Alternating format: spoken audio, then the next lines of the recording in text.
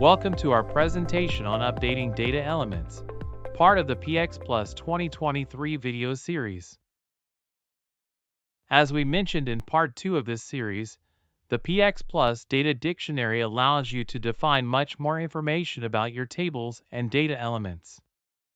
Let's take a look at how these can be used in our web application. If we look at the product maintenance page that we previously created, you will notice that all the prompts for the various input fields are basically the field name. The import utility defaults to this, as it had no other information about the fields at its disposal. Let's open the data dictionary for the products table to see where these are defined. Calling up the Elements tab shows you the description for each of the elements. As a result of the import, these consist of just the element name. We could change the descriptions here. However, PxPlus introduced a new bulk edit utility designed to make these type of changes easier. In the bulk edit utility, you can select the tables you want to edit from the tree view of tables. Pressing the Load Selected Tables button will populate the grid with all the elements found in these tables. The grid contains the element name, type, size, class, description, format, and which tables the element came from. Also, at the far right there is a button to access all the element properties. Simply enter the changes you want to make. Items you change will be highlighted with a light blue background.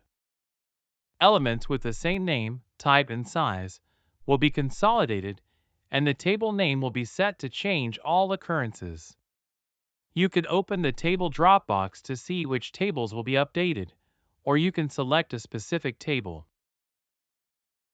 Press the Apply button to have your changes applied. The system will display which tables were updated. The changes you make will be automatically applied to the web pages you created the next time the page is loaded. Data classes can also be used to define commonly used data definitions. Using a data class allows you to easily make changes throughout your application. Use the IDE to launch data class definitions. This will create the class definition control file and start the class definition utility. We will start by defining the product line as a class, as this is used in multiple tables. Unlike data definitions, class definitions include the type of control used to display and enter the element. You can provide the name that is most often associated with the element. You can also define the type, string or numeric, along with the size of the element and either the input length or format.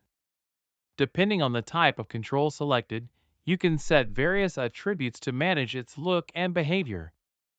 Select the tab, User Aids, to define the elements associated with help text and tip. Validation rules and programs for input can be defined. You can also have the system enforce validation against keys in another table. The Query tab allows you to associate a query with the element. We'll cover this in part 6 of this video series. We will create another class, currency, for any field which contains a monetary amount. We will leave the description empty, as this will vary between elements. We will change its type to numeric, then define its internal size.